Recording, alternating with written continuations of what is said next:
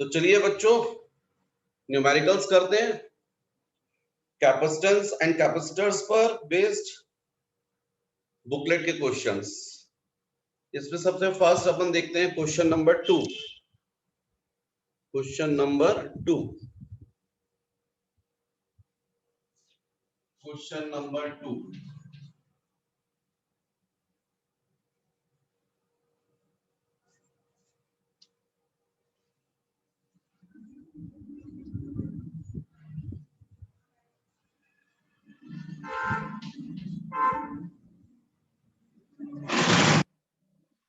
ठीक है। Question number 2, a battery of 10 volt a battery of 10 volt is connected to a capacitor of capacity 0.1 farad. The battery is now removed and this capacitor is connected to a second uncharged capacitor. If the charge distributes equally on these two capacitors, find the total energy stored in the two capacitors. Further, compare this energy with the initial energy stored in the first capacitor.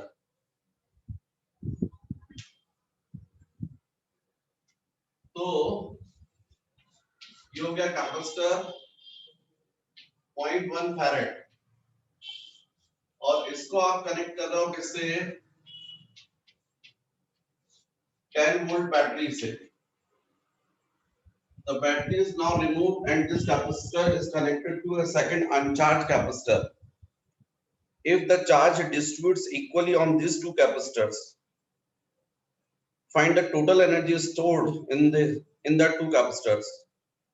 Further compare this energy with the initial stored energy. ये है बच्चों, ये capacitor है जो है इसकी capacity इतनी है और अपने बैटरी से कनेक्ट किया है, तो नो डाउट इस पर चार्ज स्टोर होगा Q is equal to C into V। कितना चार्ज स्टोर होगा? तो डेफिनेटली 0.1 into 10, इसका मतलब Q is equal to 1 coulomb charge जो है वो इस कैपेसिटर पर स्टोर हो जाएगा। अब फिलहाल यदि इस कैपेसिटर को मान लीजिए मैं C1 बोल देता और इस पर जो चार्ज उसको Q1 बोल देता, तो ये ऐसी कंडीशन बनती। अब आपने बैटरी को रिमूव कर दिया है और इस कैपेसिटर को एक और कैपेसिटर से कनेक्ट किया है और क्वेश्चन में हमको बोला गया है कि जो चार्ज है वो इक्वली डिस्ट्रीब्यूट हो रहा है। तो हम लोग जानते हैं चार्ज का जो डिस्ट्रीब्यूशन होता है Q1 dash upon Q2 dash is equal to C1 upon C2। ये हमने थ्योरी में पढ़ा है। यदि मान लीजिए चार्जेस का जो डिस्ट्रीब्यूशन हो रहा है फर्स्ट कैपेसिटर पर चार्ज हो गया Q1 डैश और सेकंड पर Q2 डैश, तो हमने अपने थ्योरी में पढ़ा है कि जो चार्जेस का डिस्ट्रीब्यूशन होता है वो हमेशा कैपेसिटी का रेशियो में होता है।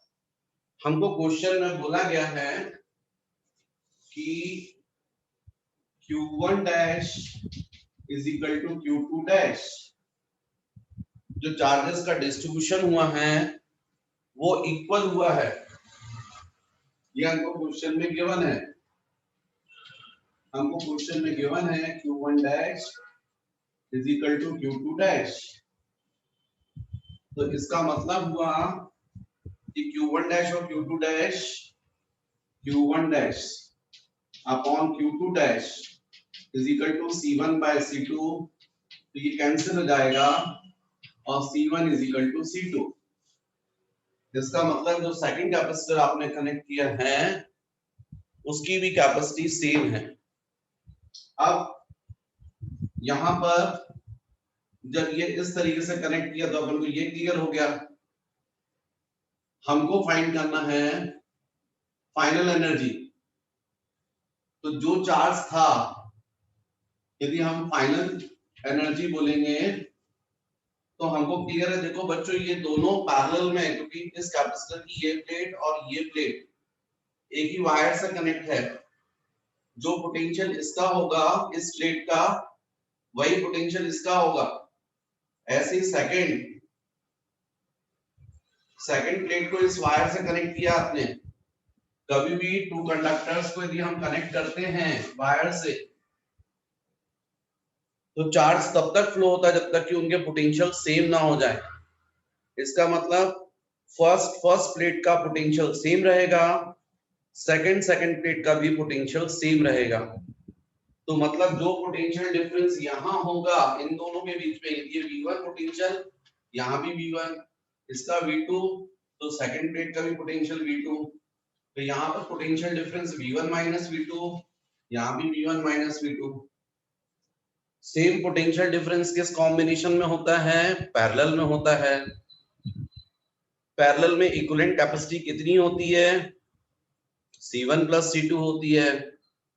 तो डेफिनेटली हम लोग यहाँ बोल सकते हैं U final is equal to half of Q square by C, C1 plus C2। ये फाइनल एनर्जी हो जाएगी। इस पे भी ध्यान रहे कि जो टोटल चार्ज था वही तो डिस्ट्रीब्यूट हुआ है इस पूरे सिस्टम पर। मतलब Q1 की वैल्यू तो वही रहेगी, चार्ज की वैल्यू वही रहेगी। तो फाइनल हो जाएगा हाफ Q स्क्वायर की जगह 1 स्क्वायर, और C1 प्लस C2 तो ये हो जाएगा 0.1 प्लस 0.1। तो final energy is equal to 1/2 into 0.2। तो इसका मतलब UF इज इक्वल टू 10/4, इसका मतलब 5/2, 2.5 जूल। ये होगी फाइनल एनर्जी। इनिशियल कितनी थी? क्योंकि हमको कंपेयर करना है ना इस फाइनल एनर्जी को इनिशियल से। तो इनिशियल एनर्जी, तो इनिशियल में तो ये था फर्स्ट कैपेसिटर, तो हमको मालूम है फॉर्मूला हम बोलेंगे half C1 into V square. UI is equal to half C1 बोलो 0.1, V स्क्वायर 10 स्क्वायर। तो इनिशियल एनर्जी 100 इंटू 0.1 10/2 5 जूल। तो इनिशियल एनर्जी थी 5 जूल और फाइनल एनर्जी हो गई 2.5 जूल। हमको कंपेयर करना है फाइनल और इनिशियल को। मतलब final energy upon initial energy is equal to 2.5 upon 5। तो UF upon UI is equal to 1/2, और ये आंसर हो गया। हमको फाइनल एनर्जी पूछा था वो बता दिया, रेशियो पूछा था वो हमने बता दिया। तो ये हो गया बच्चों क्वेश्चन नंबर 2। नेक्स्ट बच्चों क्वेश्चन नंबर 4 देखिए। The area of parallel plate of an air capacitor is, area 0.2 meter square and the distance between them 0.01 meter. The potential difference between its plates is 3000 volts. When a 0.01 meter thick, मतलब T is equal to 0.01 meter thick sheet of insulating material is placed between the plates, the potential difference decreases to 1000 volts. Determine first capacitance of the capacitor before placing the sheet. Second, charge on each plate. Third, dielectric constant of the material. Fourth, capacitance of the capacitor after placing the dielectric material. And fifth, permittivity. ये 5 चीजें पूछी गई है। देखने में इतना बड़ा question है और वैसे यदि आप देखें तो बहुत इजी है। यहाँ पर ये जो पैरेलल प्लेट कैपेसिटर होता है ना, उसकी प्लेट्स, उसका हमको एरिया गिवन है, दोनों प्लेट्स के बीच का डिस्टेंस गिवन है, और इसको हमने बैटरी से चार्ज किया है कहां तक, 3000 वोल्ट्स तक। फिर बाद में 0.01 मीटर थिकनेस का, मतलब कंप्लीट फिल किया है, क्योंकि जितना प्लेट्स के बीच का डिस्टेंस है उतना ही डाइलेक्ट्रिक मीडियम की थिकनेस गिवन है हमको यहाँ पर। तो उससे वोल्टेज जो है वो चेंज हो गया है 1000 वोल्ट्स। हमको फाइंड करना है first capacity of air capacitor, मतलब जब आपने डाइलेक्ट्रिक मीडियम फिल नहीं किया था तो दोनों प्लेट्स के बीच में नो डाउट एयर थी, और उस वक्त कैपेसिटी कितनी होगी ये फाइंड करना है। तो आप लोग याद कीजिए, आप लोग को जब मैंने फॉर्मूला डिराइव करवाया था तो ये फॉर्मूला आया था ε0 × k × A/d। यदि कंप्लीट फिल कर देते तो ये फॉर्मूला होता है, लेकिन यदि एयर होगी तो एयर के लिए तो k की वैल्यू 1 होती है, तो फिर उस कंडीशन में एयर कैपेसिटर के लिए फॉर्मूला ये हो जाएगा C0 = ε0 × A/d। इसमें वैल्यू रखो, आंसर आ जाएगा 8.85 × 10⁻⁻12, एरिया 0.2 एंड डिस्टेंस 0.01। इसको आप सॉल्व कर लीजिएगा, इतने फैरेड्स आपका आंसर आ जाएगा। फिर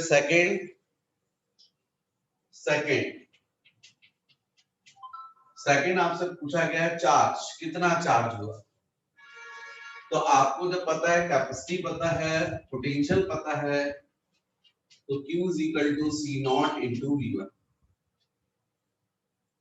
इसका मतलब Q = C0, या आपने यहाँ पर जो भी वैल्यू निकाली है, जो मुझे यहाँ पर बुकलेट आंसर बता रही है, वो बता रही है 1.77 × 10⁻⁻10 फैरेड। और आप सॉल्व करके देख लीजिएगा, ये आंसर आ जाएगा।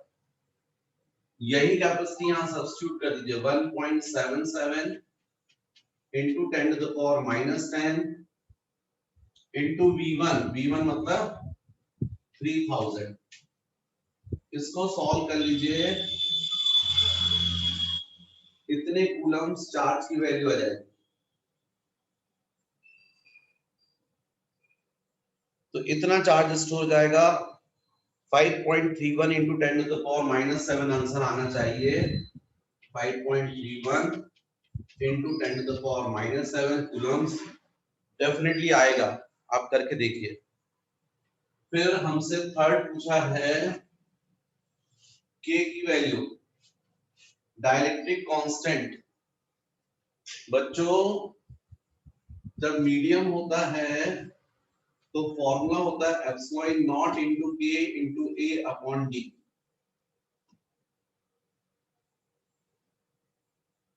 और आपको पता है ये कि k को मैं अलग कर दूं तो यहां पर जाएगा k × ε0 × A/d। इसका मतलब C = k times of C0। मतलब डाइलेक्ट्रिक मीडियम कंप्लीट यदि फिल करोगे तो कैपेसिटी कितनी इंक्रीज हो जाती है, k टाइम्स। जितनी एयर कैपेसिटर की कैपेसिटी थी उसका k टाइम्स इंक्रीज हो जाती कैपेसिटी। याद रखना, लेकिन चार्ज के ऊपर कोई इफेक्ट नहीं पड़ेगा, भाई दोनों प्लेट्स के बीच में, दोनों प्लेट्स को आपने चार्ज कर लिया, अब डाइलेक्ट्रिक मीडियम फिल कर दोगे तो चार्ज कहीं गायब थोड़ी हो जाएगा, वो तो वहीं रहेगा, तो चार्ज के ऊपर कोई इफेक्ट नहीं पड़ता। तो पहले चार्ज यदि Q इज इक्वल टू था C1V1, बाद में Q इज इक्वल टू हो जाएगा C2V2, क्योंकि डाइलेक्ट्रिक मीडियम को यदि फिल करते हो तो कैपेसिटी बदलेगी और पोटेंशियल बदलेगा, लेकिन चार्ज के ऊपर कोई इफेक्ट नहीं पड़ेगा। तो जब ऐसा है तो इसका मतलब ये हो गया C1V1 is equal to C2V2। अब जब मैं आपको बता रहा हूं कि C2 मतलब क्या, C1 क्या है, initial capacity, capacity of a capacitor before inserting dielectric medium, जब आपने डाइलेक्ट्रिक मीडियम को इंसर्ट नहीं किया तब। और C2 क्या है, कैपेसिटी जब आपने डाइलेक्ट्रिक मीडियम को इंसर्ट कर दिया। और मैंने समझाया ये कैपेसिटी कितनी हो जाएगी, इनिशियल की k टाइम्स V2। तो C1 कैंसिल, तो V1 upon V2 is equal to k, या जो मैं समझाना चाहता हूं आपको, V1 upon k is equal to V2। Capacity no doubt k times हो जाएगी, लेकिन पोटेंशियल जो है वो कितना होगा, 1/k टाइम्स डिक्रीज हो जाएगा। तो जब ऐसा मैंने आपको समझाया है, हालांकि ये आप लोग को अपने पास नोट करना चाहिए, जब हम कैपेसिटर को कंप्लीट डाइलेक्ट्रिक मीडियम से फिल करते हैं तो क्या इफेक्ट होता है, first charge remains same, second capacity becomes k times of initial, मतलब C2 is equal to k times of C1 और V2 is equal to 1/k times of V1। कब के केस में बता रहा हूं मैं, जब कंप्लीट फिल करते हो। ये जो पार्ट में यहाँ लिख रहा हूं एक्चुअली आपके थ्योरी में आपको नोट कर लेना चाहिए। यदि कैपेसिटर को आप कंप्लीट डाइलेक्ट्रिक मीडियम से फिल करते हैं और बैटरी कनेक्ट नहीं है, केवल कैपेसिटर है, चार्ज कर लिया और चार्ज करने के बाद आपने डाइलेक्ट्रिक मीडियम को फिल किया, ये कैपेसिटर है और इस पर है charge Q, capacity C1, potential V1, और इसके बाद इसको क्या कर दिया आपने, कंप्लीट डाइलेक्ट्रिक मीडियम से फिल कर दिया, तो इससे चार्ज सेम रहेगा, कैपेसिटी C2 और पोटेंशियल V2। तो first Q1 is equal to Q2, charge के ऊपर कोई फर्क नहीं पड़ेगा, कैपेसिटी या Q2 is equal to Q1,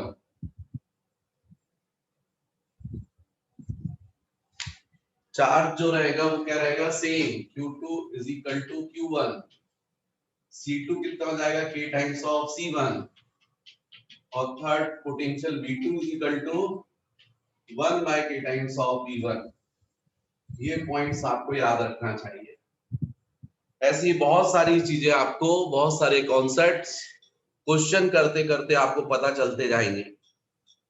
अब यहां पर जब मैंने आपको बोला है तो अब थर्ड पार्ट आप कर सकते हैं जिसमें k बताना है।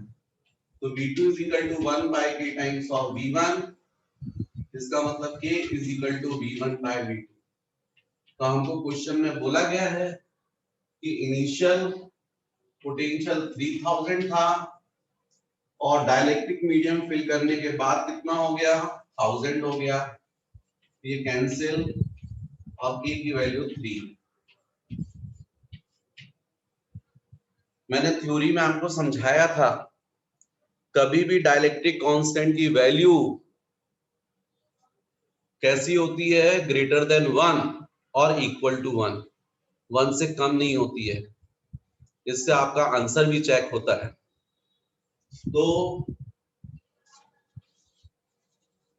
यहां पर ये हो गया आपका k की वैल्यू। फिर फोर्थ आपको कैपेसिटी बताना है डाइलेक्ट्रिक मीडियम फिल करने के बाद, तो मैंने आपको बताया Ck is equal to K times of C1। Capacity कितनी हो जाएगी? K times. ध्यान रखना ये जितने डिस्कशन मैं कर रहा हूं ये तब के केस में कर रहा हूं जब अपन डाइलेक्ट्रिक मीडियम को कंप्लीट पूरा फिल करते हैं तब। तो अब कैपेसिटी हो जाएगी Ck is equal to K3 और C1 आपका क्या आया था? ये आया था 1.77 into 10 to the power minus 10 फैराड्स। ये डाइलेक्ट्रिक मीडियम फिल करने के बाद कैपेसिटी रहेगी। इसके बाद आपसे पूछा गया एप्सिलॉन। तो बच्चों आपको मैंने थ्योरी में बताया हुआ है, फिर epsilon is equal to epsilon naught into K. Epsilon is equal to epsilon naught into K. आप सब जानते हैं epsilon 8.85 into 10 to the power minus 12 और k की वैल्यू आपने कितनी निकाली यहाँ पर? 3। तो ये हो जाएगी एब्सोल्यूट परमिटिविटी की वैल्यू। तो इस तरीके से ये सारे क्वेश्चंस के आंसर्स हैं, आप इनको सॉल्व कर लीजिए, ये आपके आंसर्स आ जाएंगे।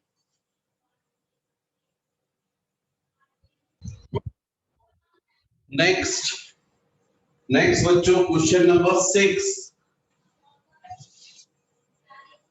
Parallel plate capacitor contains one mica sheet of thickness D1 1 into 10 to the power minus 3 meter and one fiber sheet of thickness D2 is equal to 0.5 millimeter. The dielectric constant of mica and fiber are given 8 and 2.5 respectively. Fiber breaks down in a electric field of 6.4 into 10 to the power 6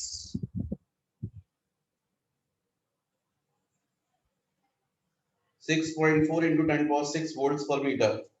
What maximum voltage can be applied to the capacitor? तो यहां पर question में बोला गया parallel plate capacitor. ये parallel plate capacitor contains one mica sheet, mica of thickness D1 where D1 is equal to 1 millimeter and one fiber sheet, fiber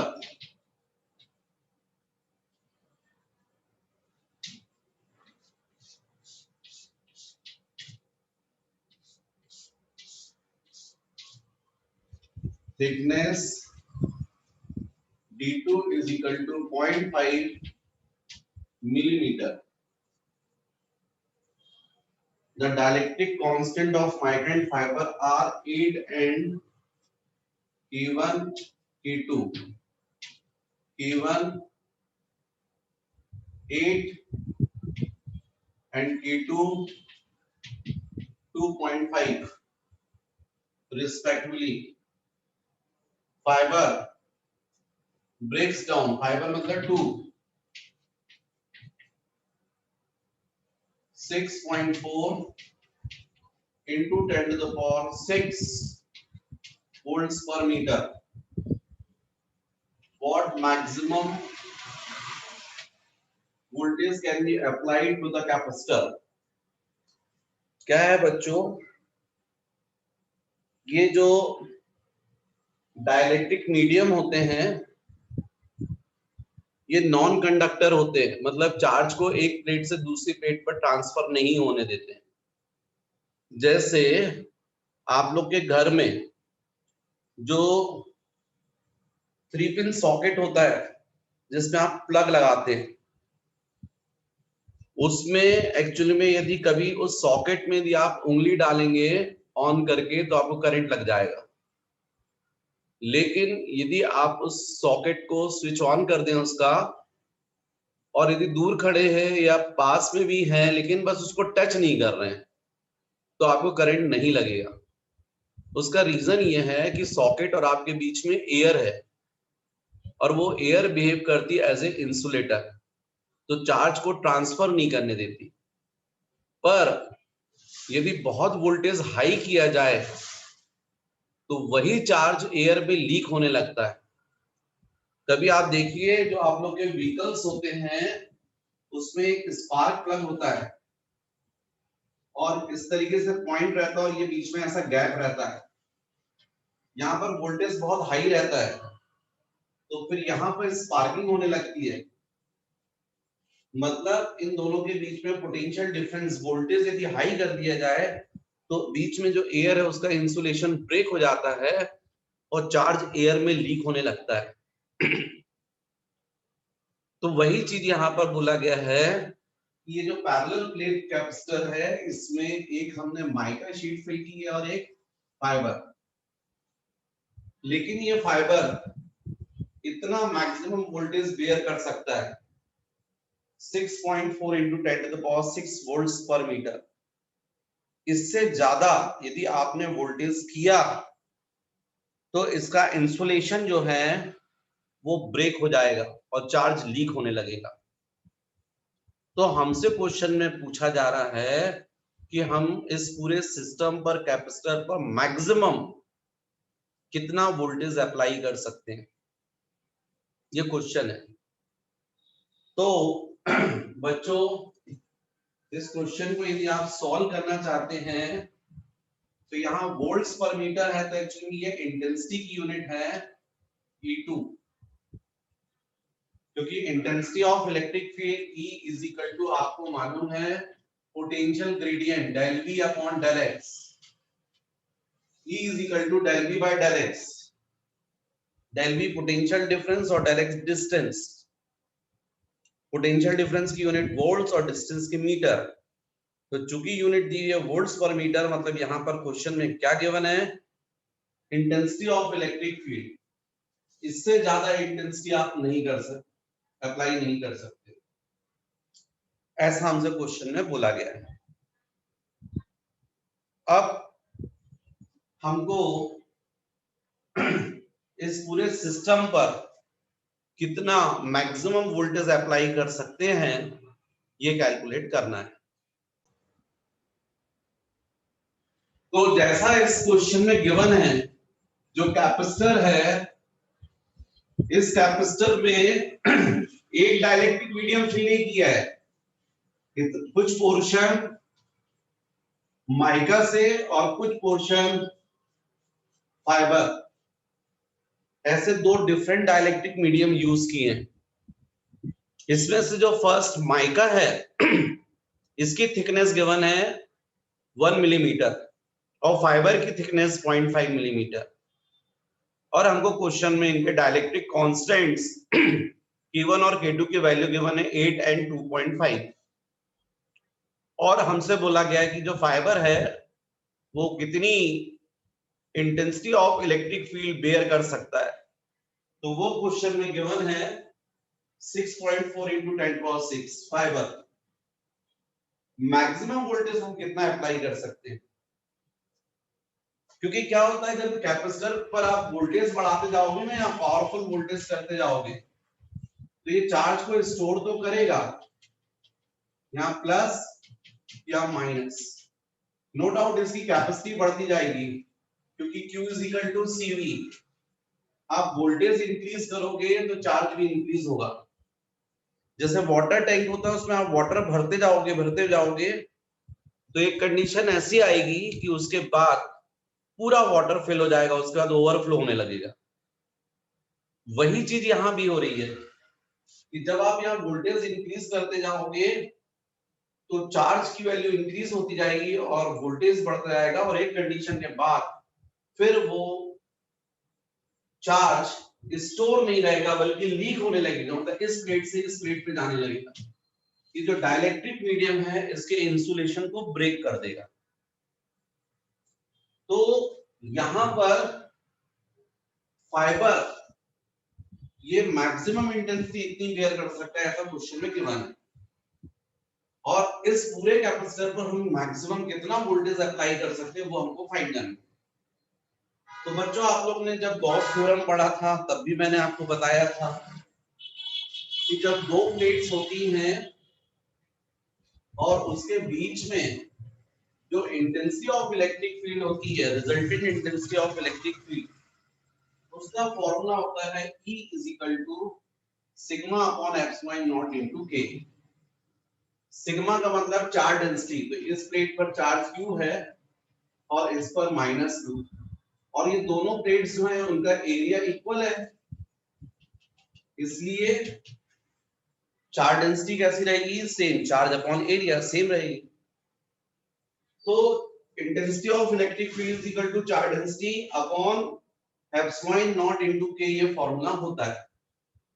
हमने क्या कर दिया, E1 by E2 मतलब intensity of electric field for mica sheet, E2 for fibre sheet is equal to sigma upon epsilon naught into K1 upon sigma upon epsilon naught into K2।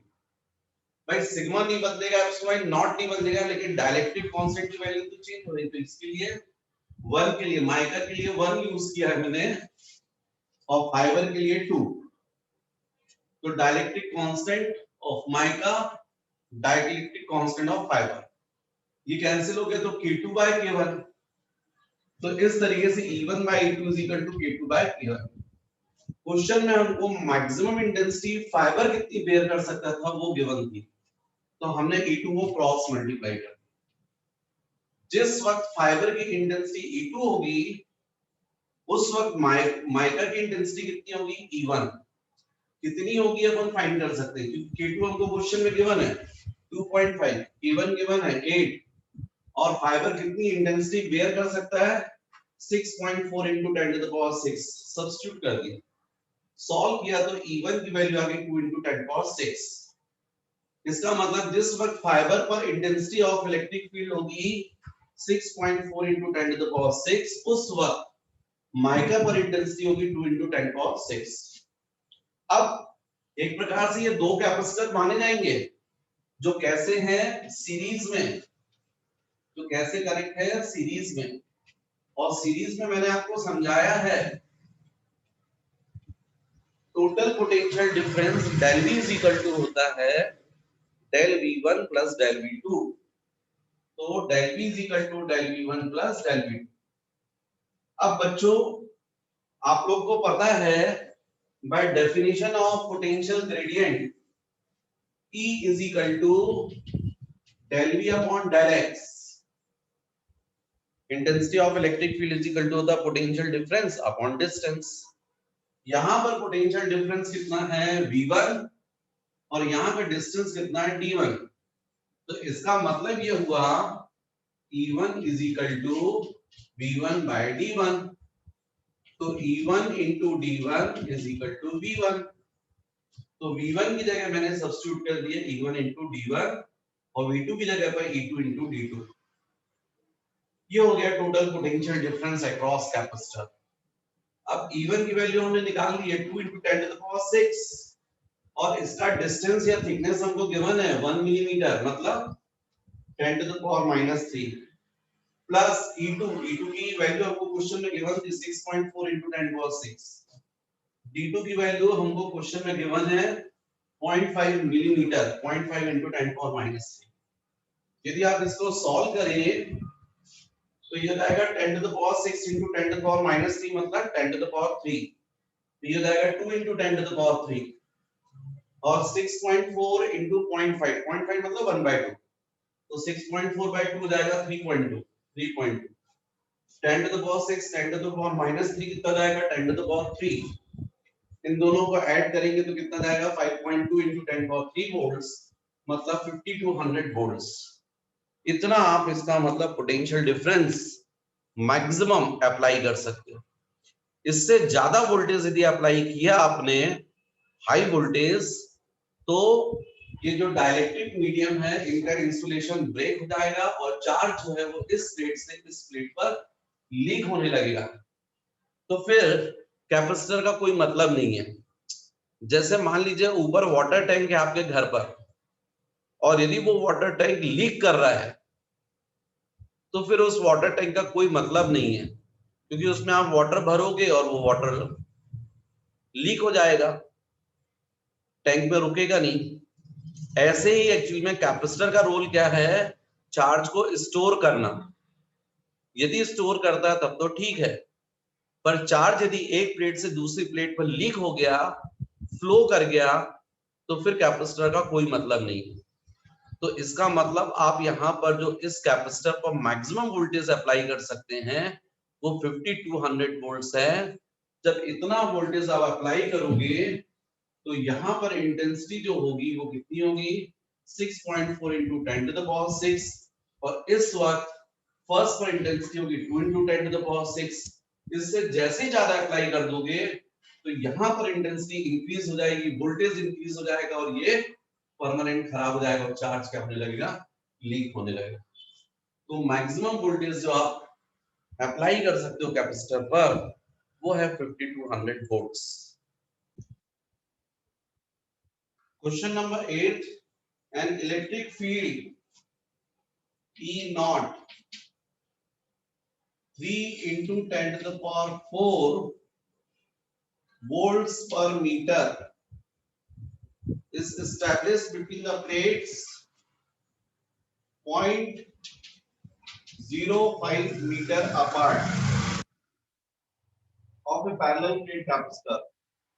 After removing the charging battery, an uncharged metal plate of thickness 0.01 meter is inserted between the capacitor plates.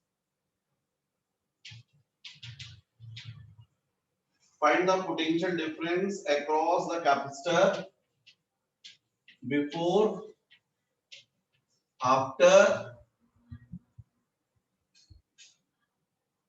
the introduction of the metal plate. Third, what would be the potential difference if K is equal to 2, then potential difference. ये question है बच्चों, आप क्या कर रहे हैं कि parallel plate capacitor की दोनों प्लेट्स के बीच में मेटल शीट फिल कर रहे हैं, वो भी कैसी, पार्शियली फिल कर रहे हैं, क्योंकि आप देखिए दोनों प्लेट्स के बीच का डिस्टेंस ज्यादा है, ये 0.05, और जो मेटल प्लेट फिल कर रहा है उसकी थिकनेस देखिए कम है, T। तो हमको पोटेंशियल डिफरेंस जो है वो फाइंड करना है, पोटेंशियल डिफरेंस, जबकि हमको इंटेंसिटी ऑफ इलेक्ट्रिक फील्ड की वैल्यू गिवन है, del V1। अच्छा, मेटल यदि फिल करोगे तो डाइलेक्ट्रिक कांस्टेंट की वैल्यू कितनी होगी, इंफिनिटी। इससे कैपेसिटी निकल आएगी, कैपेसिटी जो है वो आप इजीली कैलकुलेट कर सकते हो, C is equal to epsilon naught into A upon B minus T into 1 minus 1 by K। ये आपका फॉर्मूला था, मैंने डेराइव करवाया था स्पेशल केसेस में। तो यहां पर ये आएगा, कैपेसिटी आप निकाल सकते हो, एरिया ऑफ प्लेट्स नहीं है ना, और पोटेंशियल डिफरेंस हमको फाइंड करना। तो यदि हम लोग उसको पहले, क्योंकि पोटेंशियल डिफरेंस दो केसेस में बोला है, कैपेसिटी की जरूरत ही नहीं पड़ेगी यार, जब आपने इसको फिल नहीं किया उस वक्त पोटेंशियल डिफरेंस फर्स्ट, तो उस वक्त इंटेंसिटी हमको पता है 3 into 10 to the power 4, तो E is equal to del V by del X by definition of potential gradient। तो E is equal to V1 और del X की जगह पर हो जाएगा D, तो V1 is equal to E into D। T not air रहेगी तब, जब आपने मेटल प्लेट नहीं फिल की तब, क्योंकि तब भी आपको पोटेंशियल डिफरेंस निकालना है जब मेटल शीट नहीं फिल कर रहे तब। तो उस वक्त हमको इंटेंसिटी क्वेश्चन में गिवन है 3 × 10⁴ और डिस्टेंस गिवन है 0.05। तो potential difference V1 is equal to 15.15 × 10⁴, मतलब V1 is equal to 1500 volts. Initially potential difference इतना रहेगा, बाद में आप क्या कर रहे हैं,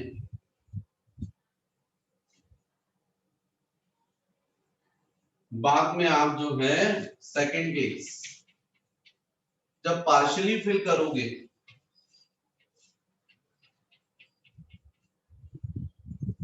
पार्शियली फिल करोगे वैसे Q is equal to CV, उससे भी कर सकते हैं पर डायरेक्ट निकाल लेते हैं। तो इसमें हो जाएगा आपका V2 इज इक्वल टू, तो पहले हो जाएगा E0 into D minus T plus E0 upon K into T।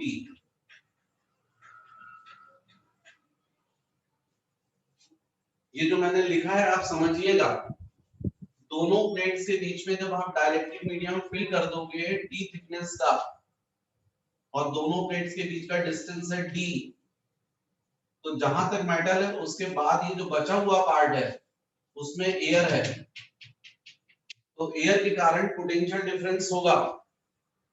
यहाँ पर जो भी टोटल पोटेंशियल डिफरेंस होगा मेटल फिल करने के बाद, वो फिल पोटेंशियल डिफरेंस होगा potential difference due to air plus potential difference due to dielectric medium, total potential difference is equal, और इसको मैं बोल रहा हूँ डेल V2, यही हमको निकालना है। तो हमको मालूम है E इज इक्वल टू होता है del V by del X, तो del V is equal to हो जाएगा E into del X, del X मतलब डिस्टेंस।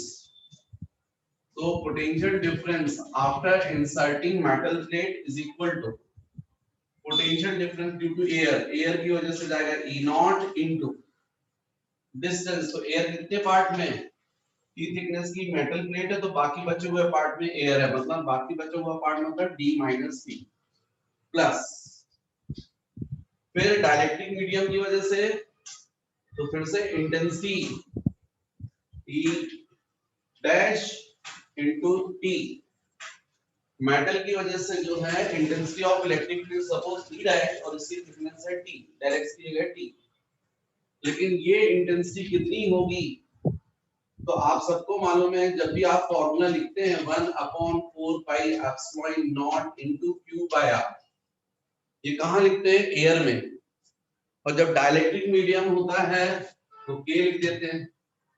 मतलब यदि डाइलेक्ट्रिक मीडियम के केस में इंटेंसिटी ये बताते हैं E K, 1/K बाहर कर दो तो 1/4 pi epsilon naught into Q by R, तो EK is equal to 1/K times of E0। तो हमेशा जैसे मैंने आपको बोला था, यहाँ पर डाइलेक्ट्रिक मीडियम की वजह से जैसे कैपेसिटी K टाइम्स होती है, पोटेंशियल 1/K टाइम्स होता है, वैसे इंटेंसिटी भी 1/K टाइम्स होती है। तो इसलिए यहाँ पर आप E डैश कितना लिखेंगे, E0 अपॉन K।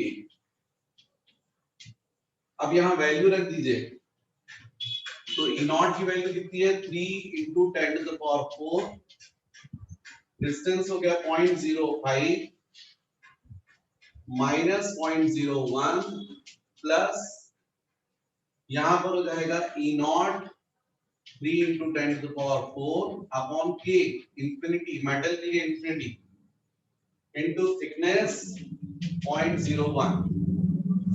तो सॉल्विंग का potential difference del V2 is equal to, ये हो जाएगा 3 × 10⁴ इनटू 0.04, इसका मतलब del V2 is equal to 1200 volts. 1200 volts मतलब जब तक आपने मेटल फिल नहीं की थी तब तक पोटेंशियल डिफरेंस कितना था 1500, लेकिन मेटल प्लेट फिल करने के बाद कितना हो गया 1200। और यदि आपने मेटल की जगह पर बाय द वे यदि K इज इक्वल टू 2 वाला डाइलेक्ट्रिक मीडियम फिल किया होता तो यही पोटेंशियल डिफरेंस डेल V2 की जगह पर हो जाता डेल V3 और कितना होता E not into D minus T plus E not upon K into T। बस K की वैल्यू इंफिनिटी की जगह कितनी आ जाती 2, तो आपका आंसर होता del V3 is equal to E not common D minus T plus T by K। मतलब E नॉट कितना था 3 into 10 to the power 4, D कितना है 0.05 माइनस T कितना है 0.01 प्लस 0.01 बाय 2। इसको सॉल्व करेंगे तो आप देख लीजिए पोटेंशियल डिफरेंस डेल V3 की वैल्यू आ जाएगी, यहाँ कितना हो गया ये, तो 3 into 10 to the power 4 into 0.04 minus 0.01 by 2 5। इसका मतलब del V3 is equal to 3 into 10 to the power 4 into यहाँ पर ये 4.035, तो डेल V3 की वैल्यू निकल आएगी 3 into 35 into 10 to the power 4 by 1000।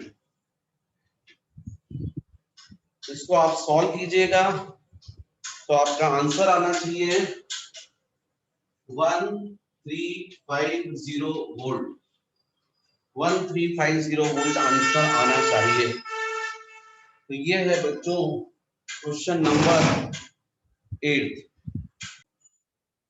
बच्चों मुझसे यहाँ मिस्टेक हुई थी, आप देखिए 0.05 माइनस 0.01 प्लस 0.01 बाय 2 है, तो 0.05 माइनस 0.0 की तो 0.04 हो जाएगा, प्लस ये 0.005 तो ऐड करेंगे तो जाएगा 0.045, सॉल्व करेंगे इसको तो ये आएगा 1350।